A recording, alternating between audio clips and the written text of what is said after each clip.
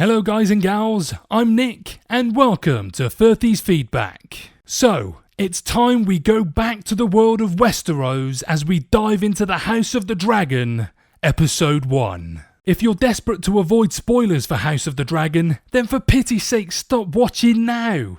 But even if you aren't bothered about spoilers and are watching this out of simple curiosity, it might be wise to stop now anyway, because what I'm going to say about Episode 1 is liable to put you right off your breakfast. Forget the sex, the swords, and even the dragons.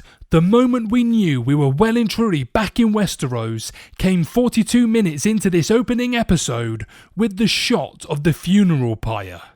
On top of it lay a mummified corpse of Aemma Targaryen, the Queen Consort. Bleak enough, but then, very slowly, the camera tracked downwards and showed us lying on a smaller second pyre the tiny mummified corpse of her baby, the son and heir for which the kingdom had yearned for so long. He'd only just been born in the previous scene. But the key point here is, we didn't know the baby had died. This was how the producers chose to break the news to us, with a shot of his remains about to be set alight. As teachers of creative writing always say, show, don't tell, and this was an utterly brutal example. Still, it was wholly true to the spirit of Game of Thrones, not just shocking, but casually, even nonchalantly so. Although House of the Dragon is a prequel, I prefer to think of it, in keeping with the language of the programme itself, as Game of Thrones' heir, and like any heir, it's under a lot of pressure to live up to its illustrious predecessor.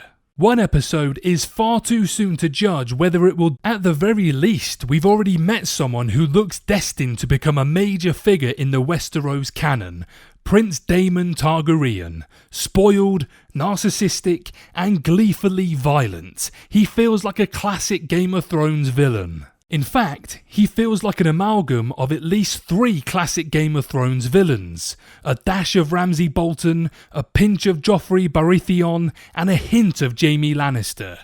Jaime, of course, turned out to have a more noble side. On the evidence so far, it would be a surprise if Daemon does. But then, the world of Game of Thrones has always been full of improbable twists. We could have done with some Tyrion-style wit to alleviate the grimness, and at times the episode felt like what critics politely call a slow burn. Still, patience will be rewarded. Wait till the climax of episode 6. I'm sure it makes the scene with the funeral pyre look like a teddy bear's picnic. What are your thoughts on the first episode? Did it live up to the hype? Or are you still sour from the Game of Thrones finale of 3 years ago? Let me know.